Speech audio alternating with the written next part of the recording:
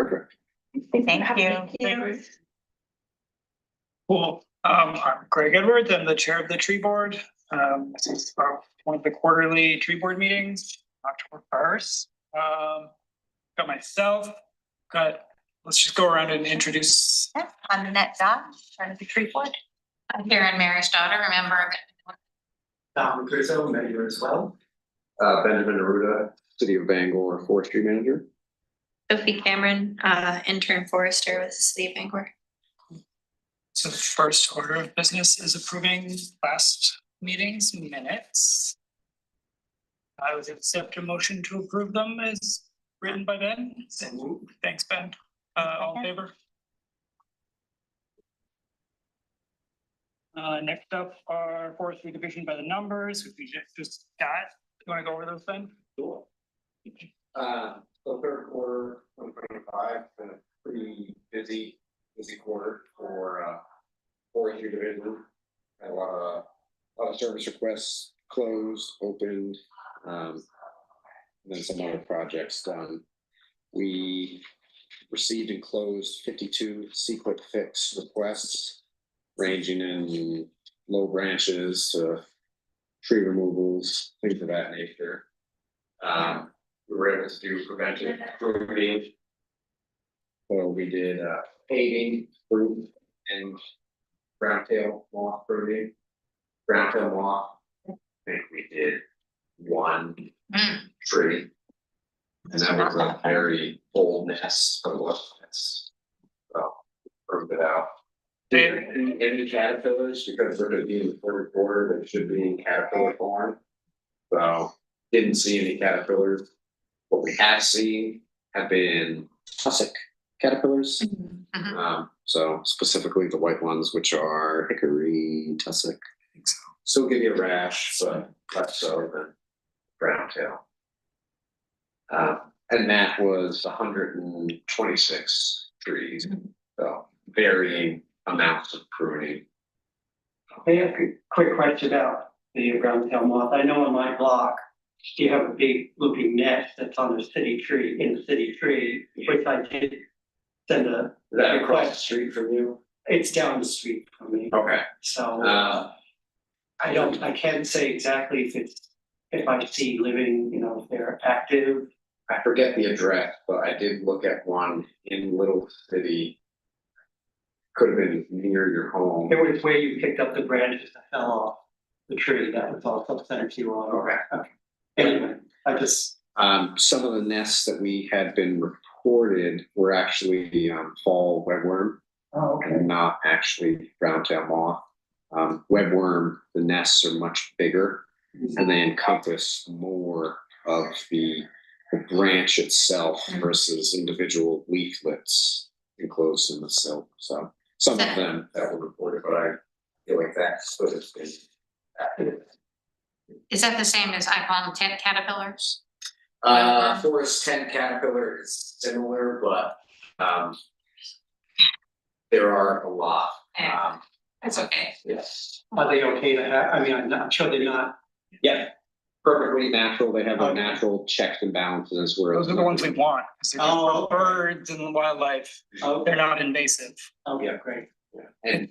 And with that fungus that killed the caterpillars, unfortunately, I believe they killed beneficial caterpillars as well. I haven't seen very many monarchs or other related butterflies this year. Tree removal. We had 9 removed by contractor, 0 by forestry crew. So no real concerning trees removed in the third quarter by forestry division. Several were contracted out due to power lines and things of that nature. And we've been doing a lot of work at the Bangor City Forest. We're doing trail widening of the entire loop trail, kind of working with Parks and Rec. In addition, we've also widened out, I call them landings. It's where, if you've ever been on the forest roads in there, they store material. So we're looking to bring in additional material and open those areas up, so that way they can redo the roads and trails and stuff. So, As you're doing that, have you been removing any invasive species? Sophie, prior to mapping all the landings, had mapped all invasive species that she has found. So Does that mean if they're getting removed? they will, Incidentally getting removed in like the mowing and the Okay. widening along the trail. In terms of things actually in the forest itself, that's gonna be a later project, which will kind of get bundled into if Yeah. there's a timber harvest or Right. active management. Yeah, I'm less concerned about things in the shade area and more Yeah. in the Yeah, streets. anything along the sides will incidentally get mowed down. Because every time I go out and see it, like I see bittersweet, which Yeah. wasn't on the management plan 4 years ago, but it's now in the city forest, like that Yeah. grows 10 feet a year and Yeah. it'll be Yeah. everywhere. Oh, yeah. And it's kind of, there's quite a bit of stilt grass in that one spot that so it's like we're trying to align that stuff with other work that's already happening. Japanese stilt grass? It's like the tall. Oh, the reed, the frag. I don't think Phragmites. it's frag. Is it really tall one? No, it's shorter, it's kind of, it's just like, I'll show you a picture. Yeah, sure.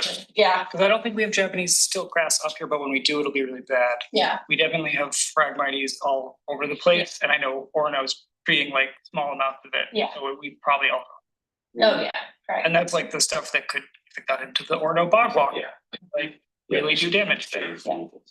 I didn't even know we had it in this part of the state. It's, yeah, You'll see it along the interstate, check by the Yeah. Cold Brook exit, it's everywhere there. and then- yeah. Perfect. And then obviously ongoing work, Prentice Woods, Essex Woods, we're starting to kind of assist Park and Rec more like we used to back in the day doing trail work. Sophie's been marking pure red pine plantations in preparation for red pine scale coming to Bangor. If anybody has been down towards Cherryfield and Route 193, it's all throughout there, and moving up towards Beddington and Route 9. So It's, yeah, those planted, some of them weren't planted in places where red pine was never gonna do well, so what those markings are is like pretty much trees that have kind of failed to thrive. And have died or are competing with more, naturally occurring species. So it's kind of a full species convert. We're increasing diversity. yeah, going less from a monoculture planted sand to scaffold. Benson Nursery, not much has changed. We have electricity. The gravel shed pad has been installed, and then all the fencing and the gates we have complete around the nursery. So what's left, like installing irrigation? Installing the irrigation. First step is the well. Oh, has that not been drilled? It has been drilled. Forestry division and electrical just need to drop the pump and install a pump system into the shed.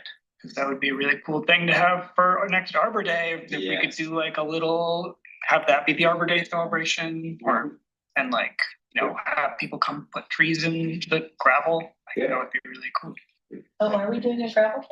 Yes. Cool. Yep, gonna be the first Missouri gravel bed system in the state of Maine. That's awesome.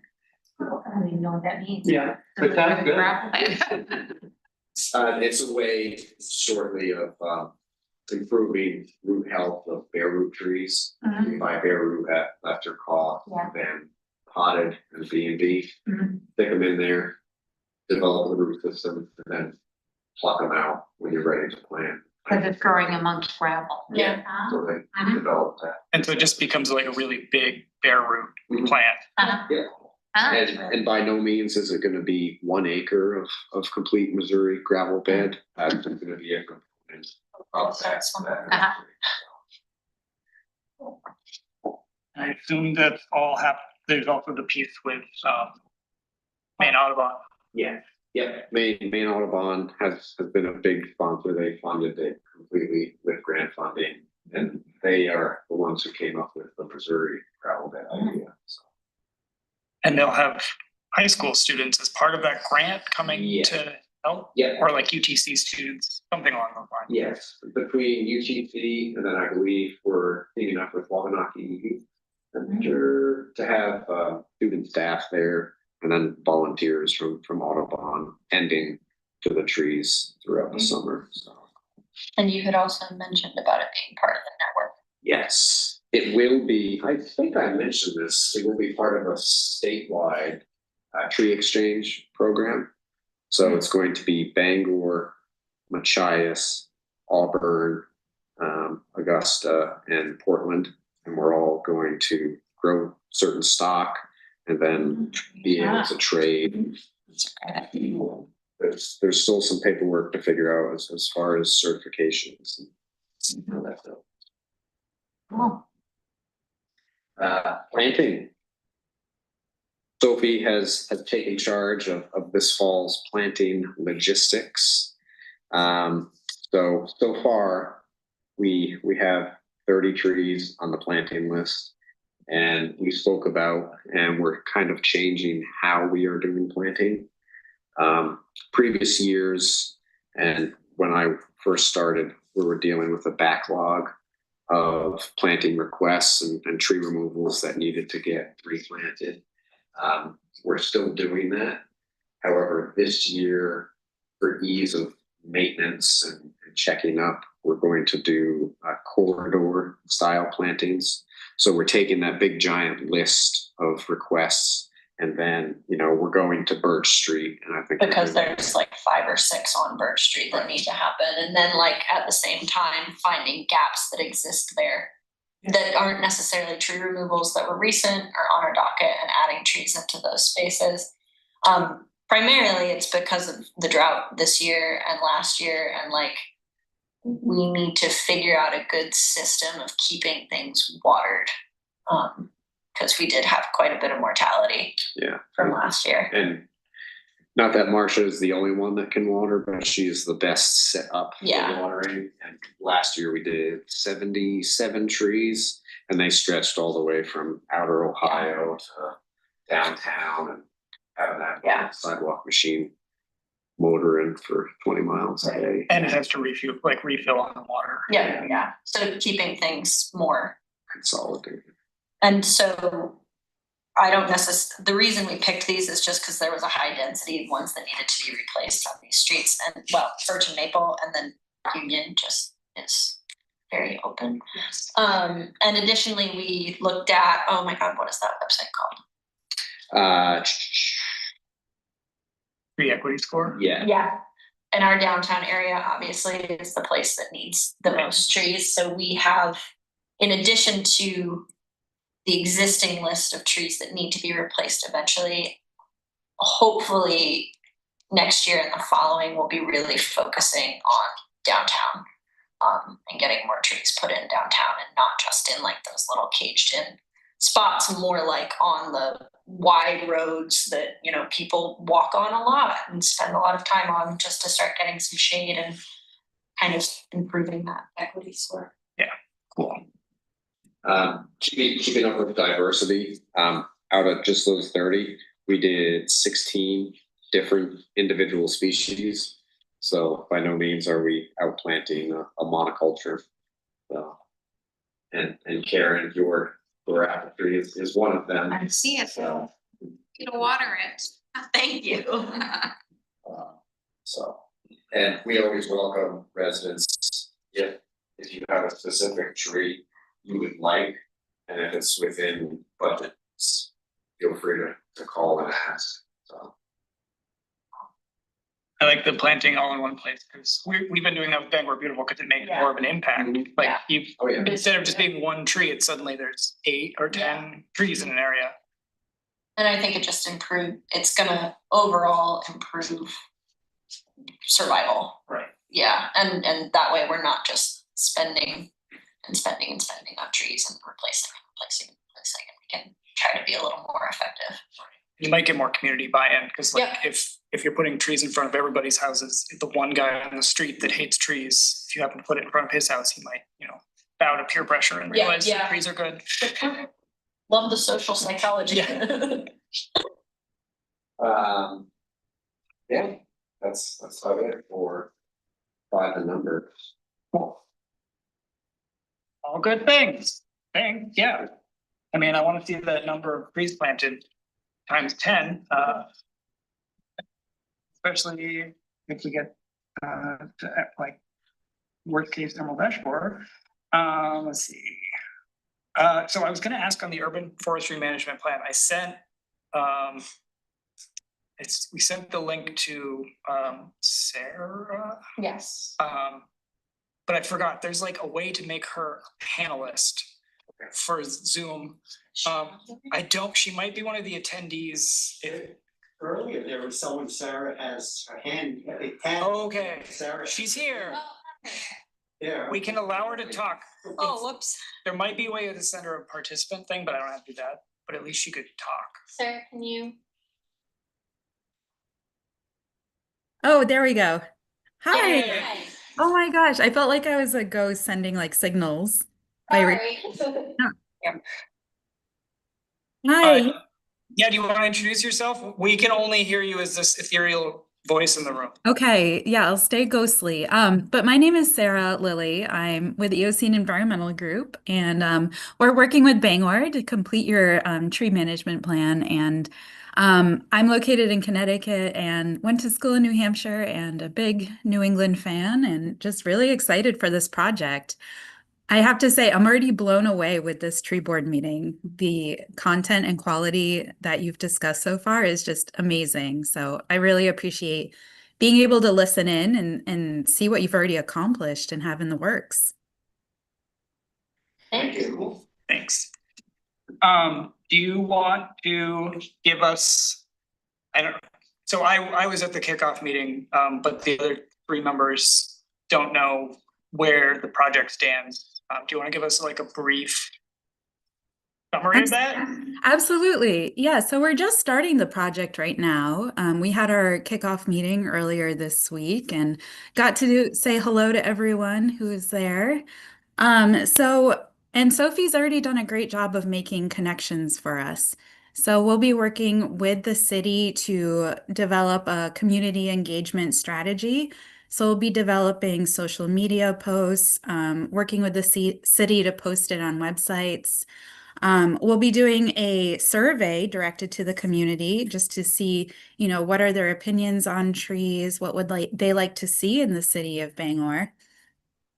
And working with the city to get that out there as well.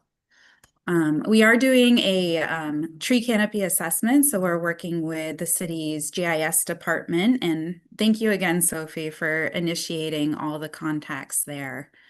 Yeah, absolutely. Yeah. And then we're also going to be looking how the city is currently operating their forestry budget. And oh my gosh, you're already doing so much. And I have to say, thank you, Greg, for also bringing up like invasives when you're doing trail maintenance. I love to see that interconnection because a lot of cities don't have that. They just have trail maintenance and no concept of what invasives are and that they should be removed and managed. So we'll be looking at all of the forest management plans that are already created for the city of Bangor and incorporating them and try to come up with a comprehensive management document for the city. Cool. Do you guys have questions? Yeah. Okay. I assume that like as committee members, we'll have probably more specific feedback to contribute that might be like set aside from just the surveys that go out. Yeah, yes. So nothing we need to talk about now, but as we're working on that. Yeah, Sarah, I sent you, I don't know if you saw this email. So the grant that this is being funded through has certain reporting requirements, Project Canopy grant. So I think kind of hard line, I talked to Jan Santier, grant administrator at the Maine Forest Service. We do need to do semi-annual reports, so one due in January, one due in July. So those reports will be available to you guys as well. and we can work with Sarah on what kind of the format of those are going to be. Would it be, I know this board meets quarterly, would it be beneficial to you guys to have kind of some sort of item for it every time you meet? Yeah, I think until it's over, I think talking about it at every Sure. meeting Okay. makes sense. And I envision, there's gonna be points where we do like a workshop, like, Yeah. just like we did for creating the RFP. Right. More focused discussions. What's the timeline for the first, you're gonna have public input meeting? Correct. Yes. So there was a discussion about that at our kickoff. It sounds like we'll be focusing more on reviewing the operations in the next few months, just to get ready for the city's budget season. And then focusing on the community outreach and engagement in like the spring, summer months of 2026.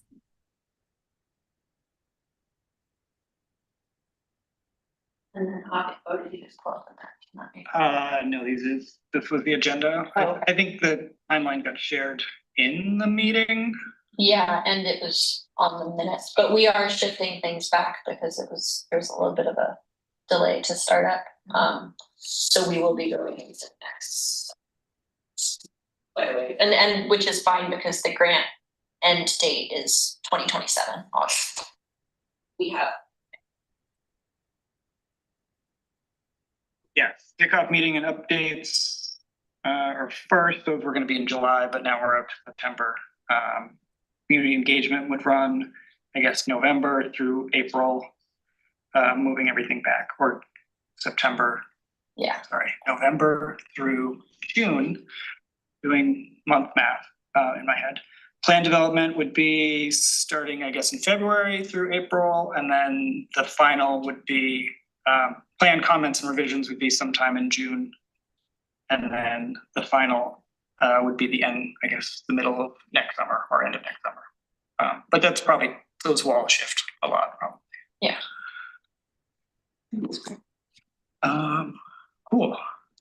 Any other, I know, at some point we'll probably want to like brain dump some of our very specific ideas to get them thinking about stuff, just because we might want it to carry a little more weight than one or two survey comments. sure, yeah. Because I know like one thing we talked about was planting on dense streets and like having that also like sidewalks comply with like ADA, but also not damaging tree roots. At least 3 of us have experienced that firsthand.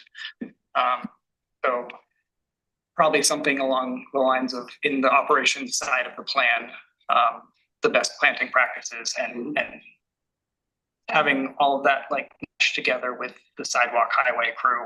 Yeah.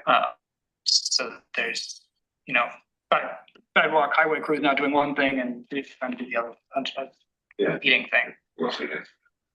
And so that was a question I had talked to you about, is kind of figuring out,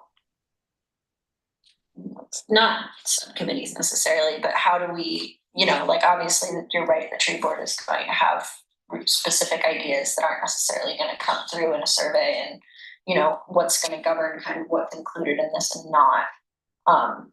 How we decide to meet about that is something that we need to. And when would it make, if we're gonna have a workshop, which I think is a good idea, when would it make sense to have that? Yes. In terms of this whole timeline? Right. I mean, Sarah, I guess that's a good question for you, because we don't know necessarily what your specific, you've obviously done some of these before. So what your specific process is for kind of more focused idea sharing, and when you want that to kind of be something Sure. that happens. Are you talking about like a workshop open to the public, or more of this group getting together to discuss the survey and what should be included on it? It would technically be open to the public because these are all public meetings, but it would be of the tree board, for the tree board, but anyone could attend. But Yeah. it's on past attendance, no one's gonna come. Who knows? We can aim for the next tree board meeting in January if that would work. Or I don't know if you'd want to have a special meeting session for it. A special session might be good, because these are only 1 hour meetings and there's only one every 3 months, so. Yes. One where we don't feel a little pressed for time would probably be good. Sure. So to target so spring and early summer community outreach, maybe February would be a good time to workshop. Yeah. I think that sounds good. Okay, and when we get closer to that month, we can find a time that works for everybody. Yeah. I imagine evenings are the only option. End of the month, Yeah, February is better for me. I mean, you guys, would you guys be okay meeting in the middle of the day as well? Oh, absolutely. Yeah. Okay, yeah, we all, I can meet Yeah, whenever. I also can meet whenever. So we're thinking end of February for now. Once we get closer to that, we can pick a date. Okay, cool. Perfect. Anything else on the big urban forestry management plan? One thing I forgot to mention, there are gonna be like 2 pieces of it, so sort of like operational piece, how things should be running inside forestry, and then just like the overall management plan of like there will be some like nitty gritty stuff on how things should work on the back end, which I think will be really helpful, because I've always found us to struggle with is we don't have the workforce power to do the things we want to do, but we also don't have any documents or any guidance on how much we should have. So there's never been like something we can take to city. Yeah, we can't go to city council and be like, well, we want more money, but we don't know what we're gonna do with it. Like, we need someone to say, we need this many foresters because we have this many trees. Like, this is like, we need to have like a arborist, right, a staffing assessment, something that like can actually help us do all the things that at this point, the city council has also like voted to do the Emerald Ash Borer plan. But we don't have the staff to do it, so we need to know what that number is. Yeah, well, especially as, you know, things are tighter and tighter for municipal government, so. Okay. Thanks, Sarah. We'll just keep going. And you can hang out in your ghostly form. Thank you. Thanks for inviting me. Fall tree planting plan. We talked about that a little bit. Yeah, talk about that, as far as trees, just wanted to also mention, we were asked by Parks and Rec to take a look at Pocket Park.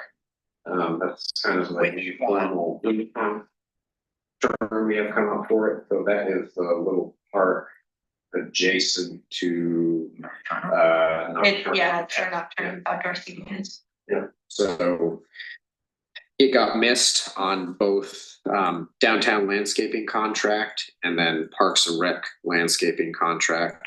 So I oversee all the downtown landscaping contract, mulching and maintenance of all unadopted beds downtown, be it tree pits or regular beds in parks. And then Parks and Rec does all the beds near like the transit center, like right now that they're having streets do, the waterfront, and then they oversee the concert venue, those gardens. But it got missed on that contract, Yeah. even though it was done in 2020. Yeah, no, Jefferson did some landscaping in it as part of the Yes. first phase of Yeah. Pickering. So it has a bunch of new trees in it and Yeah. a few shrubs, and the sidewalk was all redone. Mhm. But yeah, it hadn't had any Yeah. maintenance, and the owners of Nocturne were not happy. Yes, and rightfully so. I mean, this spring, this May, the grass was taller than me. So we went in there, we mowed it, we applied herbicide to the grasses because there was nothing else other than just invasive weeds and grasses. That was all removed, placed fresh mulch, and then Sophie was able to come up with a pollinator planting plan, which involved herbaceous species and then a couple of shrubs. Great. pretty much everything was native and you can talk. Yeah, there's some really cool species in there, like prairie dropseed, which is just a really, really fun grass that does cool things. And we've got bottlebrush grass and lots of flowering. We got all of our plugs from a nursery in Wisconsin that specializes in doing native. Prairie Moon. No, Prairie Nursery, but similar, yeah. I think Prairie Moon's in Minnesota, but all of them are in the Midwest, yeah. But yeah, that's a really good connection to have because I was talking to their salesperson and she was really jazzed about it. I think that it will need, I mean, everything we put in there is little like 3-inch pots. It's small stuff. And once we kind of dug into it, I definitely am concerned about the soil quality because they just put fill in there. So we'll see what makes it into the new year. But it looks not as exciting as it is at the moment. Okay, I'll have to go back and check. Check. The quantity is there. It's what, over 200? It was 200 plugs plus like a handful of shrubs. But again, like 200 plugs only goes so far when everything is empty. So it looks a little sad. I'm gonna work on getting some like placards for each species to interest people. But yeah, I can envision that in the future it will need some either additional planting or like we do a soil amendment and do just like a really nice pollinator seed mix through the middle of it to kind of fill in some space. But it's hopefully gonna look cute. Yeah. That's pretty great. And so the city will do the maintenance on it as well? Yes. Yeah. Yeah, until the next contract forestry division, since we planted it, will take over maintenance of it. I hate to give you more maintenance, but what are the odds of the city maybe taking over the beds in the Normager and the parkways downtown, the major beds? Definitely, I think some of those are noted as, Technically adopted. but if they were no longer adopted, I'm meeting with Betsy next week to talk about all things flowers, and I can certainly bring that up because Marcia herself has been asking like, hey, can I weed these beds? I'm like, wow, they are adopted and you sign up for Yeah. the maintenance. But it's hard to hold people to that. Yeah, but we also we need as much staff time to keep our trees alive. Like those are a bigger, more expensive investment than if someone's garden looks a little ratty. So I understand there's definitely a need, but they also have the downtown TIF to pull from. Like this would be just money coming straight from Public Works and staff hours, which I'm glad we're planting native things, but like adding more maintenance to it when we can't take care of our trees is. That being Audubon, if that, they have some money and I know they're interested in adopting more places downtown. very good option. Yeah. I definitely don't, I didn't mean to take time away from the more urgent things. And I guess another question is like the new trees being planted in Pickering Square. Do you go through there to make certain that what's planted is gonna live, survive? I mean, are they all healthy looking? Are They seem okay. Yeah. I saw them bringing some stock in and they seem, I would have to pull the contracts, but engineering they have direct supervision and the new engineer is supervising that. I've seen her on site pretty much every day that I'm there. And I would have to see if there is a contract for survivability and then who overtakes the maintenance. Obviously streets, who is installing it will do the mulching and stuff like that. But typically we do the trees. So my understanding was anything that's like upright is our responsibility. They looked like they had watering bags. or something on them. They did. So I Yeah, they seem, I drove by it and I thought it looked diverse too, which was good. They were all, and I assume Jefferson did the plan for that and he's been doing, hopefully been doing more native thing, more diverse thing. another one that has been outplanted and it looked okay, but I'm not really sure who does it, is the new parking lot at the airport. So I have to reach out to Jose to see who who was in charge of that? Cause it was. A lot. Yeah. Trees. And they said they were all native, including the shrubs, because it was even more, it was like hundreds and hundreds of shrubs. Yeah. I don't know, their marketing Facebook says it was all native, Yes. but might have just been cultivar. I will have. to I haven't verify really if been they- over there. I haven't either. I will have to verify if they took cages and burlap off the stock before they planted them. Several times they have not. Okay. Moving on. But thank you guys for planting a native plant garden. The more we get people knowing about Yeah. native things, the better chance we have of our ecosystem And I surviving. think that's why that is a good investment, is that it is a focal area, Yeah. and the trees there are nice. Yeah, and we have our trees and bees meeting there Yeah. outside all the time. Yeah. Right in our term in summer, so we'll go by it. One quick question again.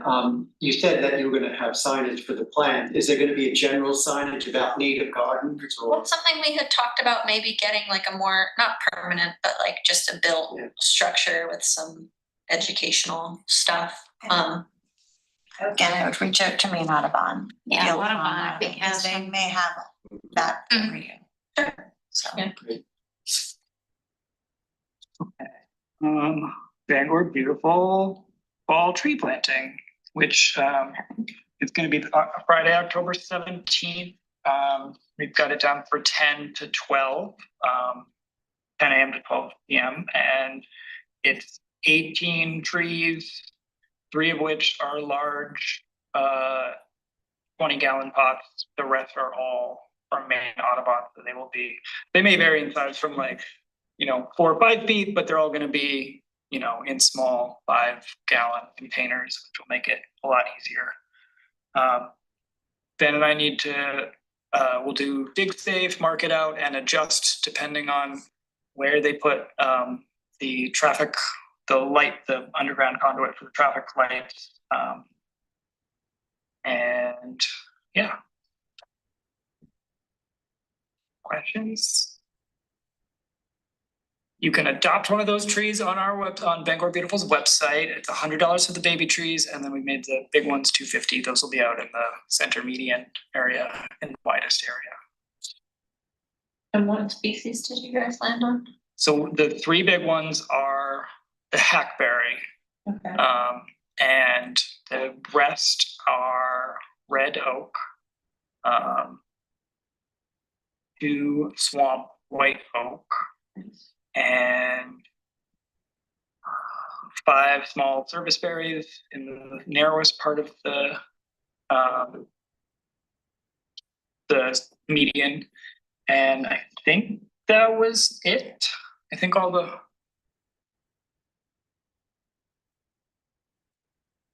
I might not actually.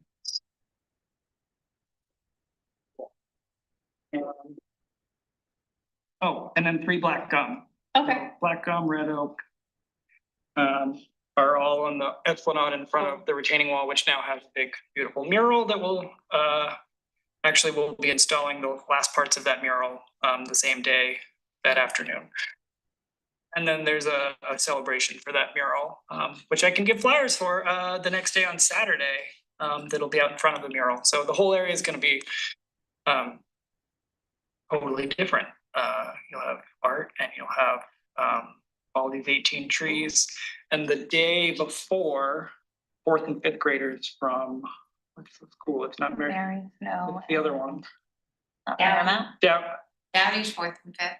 Not Dowdy, no, I mean Fairmount. Fairmount's 4th and 5th. Yeah, so all the 4th and 5th graders from Fairmount on Thursday are coming out to plant native shrubs and plants on the retaining wall. Oh. That's it's Terrace. it's privately owned, so it's not like city planting, but it's there will be a whole native shrub garden that will also include some trees up on the retaining wall. So exciting. Yeah.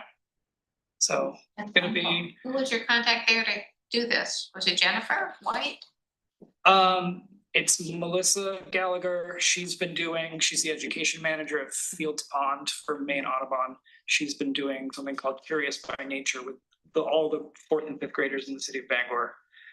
And so she had funding to line up school buses to bring them in, and so the kids will get to learn how to plant things hands-on. Yeah, be really cool. So, be a very intense week. Another. Yeah, All we do. all we do.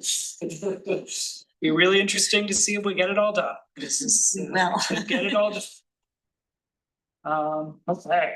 Any further things before we move on to agenda? Okay. No resident tree removal requests, which is great. And there any, but yeah, let's come back to Emerald Ash Borer. That wasn't on the agenda, but Karen had some. Yeah, I was hoping, I had emailed Sophie and Ben a while back, but for just more resources, informational resources available for homeowners who have either city ash trees or privately owned ash trees on their property, if they want to get them assessed and potentially treated. So I had a list of things that I thought would be helpful information on the website for the city, if the city's willing to do it. I've also talked to the last Trees and Bees committee about maybe that group helping to disseminate information in the community and reach out to or respond to homeowners. But one thing for sure would be, like, I want to know the 2 ash trees on my property that are street trees. How can I find out how they got evaluated? Are they on the do nothing list? Are they, I know they're not on the treat list, are they on the remove list? And so if homeowners could have access to the database somehow? Sure. So obviously, in my mind, it's a pretty emotional topic that's gonna elicit a lot of feelings in people. I don't necessarily, I'm happy if someone, well, but then that creates an issue because they call you. It's obviously not like private information about what gets treated or not. The issue is that things with trees change.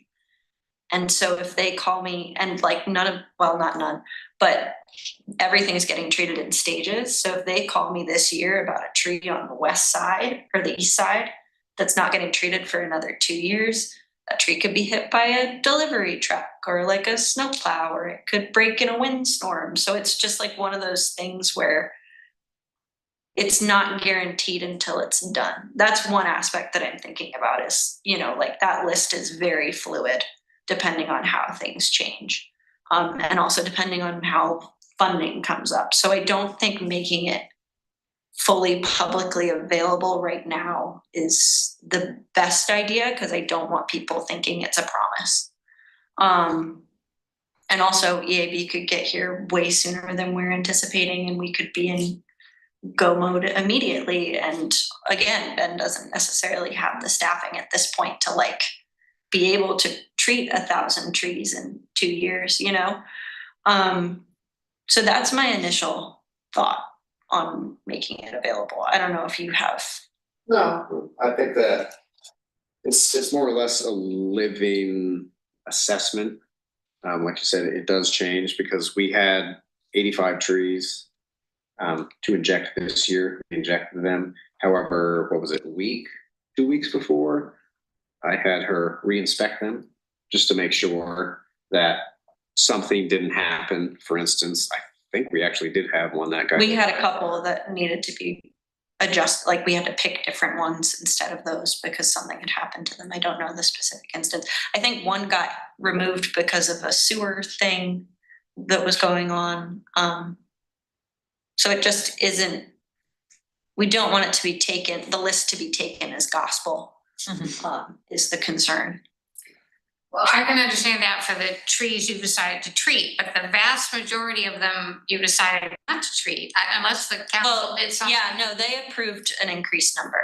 So we've got those initial 250 and they approved wherever we land between 750 to 1,000. Now, if we go to them with the numbers, the math that I did, and say we need this much, and they say you get this much less than that, then like we have to adjust accordingly. But we do have approval to treat more based on their approval of the plan. So, well, I do have strong feelings about it because I'd like to save the trees on my property. So I guess I could just go ahead and find a contractor and get them treated no matter what you guys have said. I'd rather coordinate with the city on the 2 street trees. I also have one privately owned one.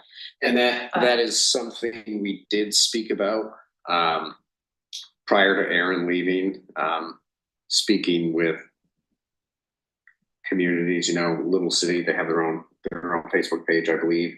And then coming up with, hey, if all the residents within this one neighborhood are willing to share the cost, then we can take that cost and go before city council, because all donations to the city have to be accepted.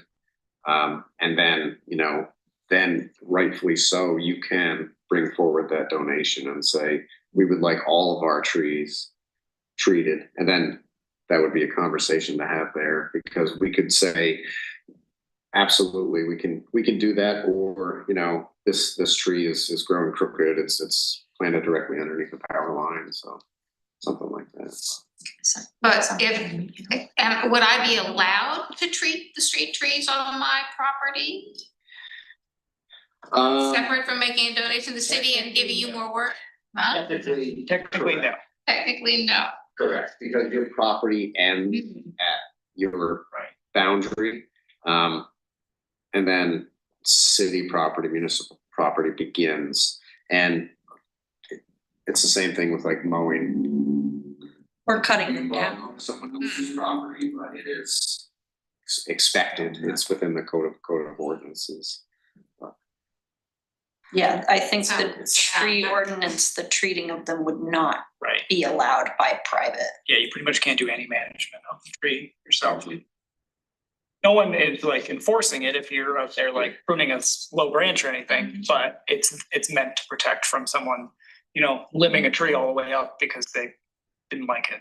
And we are discouraging at this time, at least on public property, doing things like soil trenches, or just, I want to state this for the record, like spraying anything without, consulting Ben. Right. Yeah, and we one of our pollinator gardens is like well in a city right of way, but the nearby adjacent landowner Yeah. regularly treats it as part of their lawn, Yeah. which is not great for our pollinator garden, which now becomes an island in a pesticide sea. So, it probably makes sense to err on the side of telling people to not do it.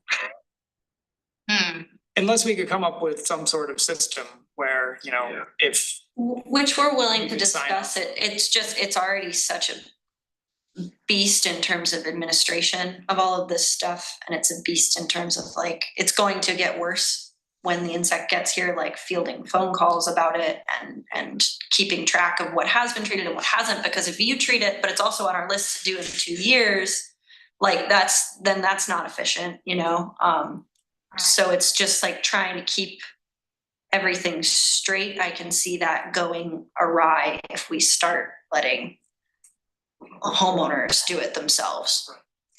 So then about our privately owned trees. Yes. I can do whatever I want with my property. Yes, absolutely. Yep. It would be helpful to have names of contractors who do that kind of treatment. Yeah, so that is something that I was gonna bring up is it isn't on here. We have been talking to Dave Warren and Katie England about website stuff and updating the forestry division website. I don't know if anyone has looked at it recently, but it looks different. Yeah. And that's a continued process. And we haven't been able to get it to work yet, but we have made up a list of people that service the Bangor area to come and treat trees. And at the bare minimum, there's the state list, Yep. which we distributed for brown tail moth that has Yeah. state approved pesticide applicators for the Bangor area. Yeah. But could that information be on the Emerald Ash Borer page? Yes. Yep, it is. Yeah, it will be. We just are having a technical issue of getting it to pop up when you click the link. So it sounds like I just have to let go of my street trees that are ash trees. I mean, I don't know do. which ones they are specifically, but Well, that's what I can't find out. You may have said they should be, like one of them's leaning. Did you say it should be removed? I don't know.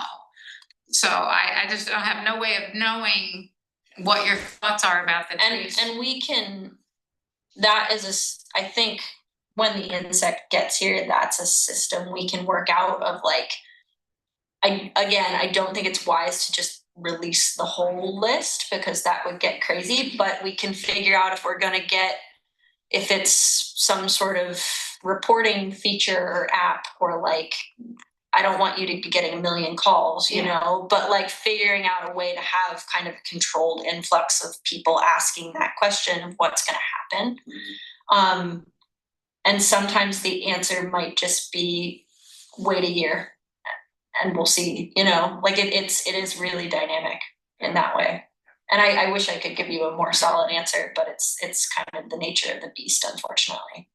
As we get hopefully the staffing to deal with treating all of these trees, we could mark them somehow. Yeah. And that's what we did this year with the 85. We did just a little dot on the Right. bottom of them and that was all we could do this year in terms of staffing. But if we were to get more people and more time, And we did put out signs, I think we left them Yeah. out there for a week, yeah, stating like what the dot was. Yeah. We've treated this Yeah. tree. Yeah, do you have to do the same like 48-hour pesticide application sign? Because it is contained Inside the tree. so there's no re-entry limits. Other applications such as soil drainage or I think basal bark, you would have to because the pesticide is exposed to the.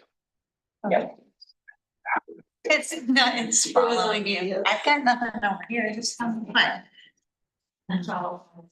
Yeah. I like the idea about neighbors. Yeah. And I think we have an ash tree down the block from where we live, and that Yeah. maybe with the branches, the branches fell off. Don't know if that had anything to do with it, but So one thing to like streamline that and Parks and Rec did that with Friends of Lower Kenduskeag Extreme is like back 10 years ago, 8 years ago, they got a council order saying that approving Parks and Rec to work with Friends of Lower Kenduskeag Extreme and accept, you know, Yeah. donations or whatever to work with them so that every time we want to, you know, get them a bench or Yeah. paint anything or do anything, we don't have to run it through government ops and the Sure. council. We could do something like that with Bangor Beautiful. I talked to Aaron about it when he was here. We like the idea of keep going in front of council and being like, we're giving you more trees, we're giving you more trees. That makes sense. But for something this small, if you had a group where you were like, you know, could direct the donation through, it could make it possible to maybe make it like Yeah. have a homeowner paid to have their trees treated. Yeah, I think there would just have, like, unfortunately, there are some that are just simply not eligible to be treated, so it can't just be like, we're giving you this money, you have to treat. You have to use it to treat this tree. It would have to be a more fluid approach of like, okay, we're thinking about doing the donation for this group. Can you come tell us which ones Yeah. are eligible? And then go through, like somehow have a front facing with whoever wants to make the donation and Right. Ben, and then like go from there instead of it being like, here's the money. Yeah, Yeah. Right. right, Accept it. right. We want to make sure Yeah. whatever it was before, because it would also be a pretty big administrative burden for. Yeah, us as it's a group. big administrative burden, and I think there's also a risk of kind of financial waste, because should you choose to treat a tree that is then not going to be successful, a person is gonna come top it, or it's gonna blow down in a storm because it had the roots lifted halfway up, then, Yeah. you know, what was the point? So the question of staffing is, you know, it's always the question. Is there a sense of like to undertake the 750 to 1,000 trees we want to do? Is that just another position that needs to be hired? But they need to have certain pesticide application licensing? That would be something of that nature, and that would have to be a conversation that we had with the union at Public Works. Right. As far as those requirements. As of right now, I have some openings, obviously, but the openings have not yet been posted, so we don't have external applicants. And then there is discussion within Public Works on how to bump up forestry staff, but I mean, as a department wide, I think we're down a lot. Right. I think we're short. So don't hold it. 7. Yeah. So Yeah, and applying pesticides would, like, that's not, is that just the base level or is that like a second higher? that is a requirement for an arborist one, is to get your pesticide core, outdoor ornamental, and right of way pesticide licensure. And so we just have to hire someone to add that or We pay them to do the training. Yes, yep, we pay them to do the training, we pay for their exam, and so. So one other question, if a business that does the treatment were to come, if I wanted to contact them, will they evaluate the tree the way that you did and say this one is worth treating? Or will they check? I think see to if some there's degree, any- maybe in a less formal way. I don't think they'll check it for EAB. So essentially you can treat up to the time that the tree is, you know, like it has, what is it, 40, I always get the numbers. If it has at least 40% of its leaves, it will likely recover from an infestation. So it's essentially like medicine at that point, as opposed to inoculation. And it works both ways, right? Like if you treat a tree that doesn't have EAB yet, that's systemic, it stays in there, it prevents it from getting an infestation. But like if it already is infested with a lower number, it'll kill those and it'll recover. So as long as the tree isn't in like really significant decline to the point where it's like almost dead, they'll treat it. I'm sure they would advise you to not treat a tree that would be hazardous to you. And I mean, not that anybody does this, but I mean, service providers, you could get a good service provider, you could get a bad service provider. If you get somebody that, no, save yourself the money, the tree is fine, it's thriving, and then someone else who fixes something that's not actually wrong with your car. So something of that nature. Yeah, so there's definitely variability there, but I don't think the way that we did this was the fact that we had that inventory data, and so we had eyes on everything and, you know, levels of health. If something was like leaning crazily towards an upper wire, like we had that information, and so it was systemic in that way. And then essentially we had like not numbers but qualitative data on every tree. And then the risk assessments, I think, are standard for the city. So and those risk assessments, it's a standardized assessment from the International Society of Arboriculture. It's a 2-page form. We only use the first page. The second page is just explaining hazards and how to limit them, so they don't really apply. That is something that a private contractor could use to assess your tree, and those more thorough assessments were done by Sophie, myself, and I think other interns to take a closer look than what the tree inventory said. And then she had that crazy flow chart. I don't know if you remember that, the flow chart. it's crazy. But I remember seeing it. yeah, I think going forward, it obviously, again, things can change for the better too. So we could have seen a tree on a year that it was really just not looking good. Something was going on and maybe there was a drought or whatever. So it looked like it was worse than it is. I think because of, you know, time passing and us not going into removals until we actually have a confirmed EAB infestation in the city, those should and could be reperformed at the time that they're considered for removal, just to like for posterity's sake at that point. We're out of time.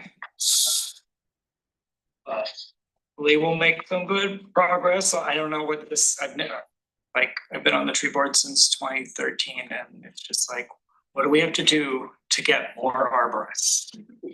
Like, I think you've said it every time. Budget season's next April, like we need to hire another arborist somehow magically. I understand there's a lot going on with unions and plowing and it being an undesirable job, and I get it. And there's not a lot of arborists But that's like, to be able to start treating for next year, like anytime next year, we would need that. And so hopefully we'll figure it out either with, and maybe the urban forestry management plan piece will help make that argument. I think that's where Sarah was saying, and you brought it up too, because of the budgetary cycle, it would be wise to get the operational plan ready for that to put forward and basically say, this is what needs to happen in order to like accomplish the things that need to be accomplished. Yeah. And then also at some point, we will have a new public works director who will help or, push whatever budget we hopefully can get them to, want to do. I don't know. Not my job. Okay, so we're a little over time, but I'm gonna call it good unless anyone has any really pressing urgent matters. Thanks, everyone. Thank We're you. adjourned. Thank you, Sarah. Thank you, everyone. Have a good night.